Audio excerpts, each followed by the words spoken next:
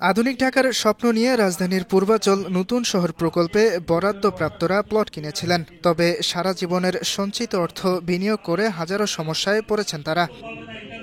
সমস্যার সমাধানে শনিবার প্লট মালিকদের সমন্বয়ে গঠিত পূর্বাচল সোসাইটির প্রথম সভা অনুষ্ঠিত হয়। সভা শেষে সোসাইটির মুখ্য সংগঠক ও সাবেক সচিব ডক্টর AYM একরামুল হক পূর্বাচল নতুন শহরের সমস্যা সমাধানে কয়েকটি প্রস্তাবনা দেন।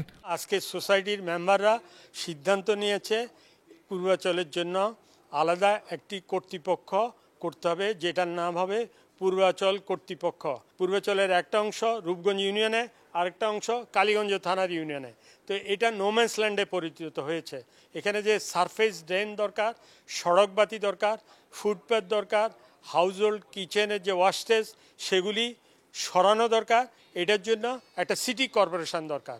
দুটি জেলার অধীনে এই পূর্বাচল, একটা হলো নারায়ণগঞ্জের অধীনে, আরেকটা হলো গাজীপুরের অধীনে। সেই জন্য আমরা প্রস্তাব করেছি, সিদ্ধান্ত নিয়েছি পূর্বাচলকে ঢাকা মেট্রোপলিটন পুলিশের অধীনস্থ করতে হবে এবং এখানে 3টা থানা দিতে হবে কমপক্ষে।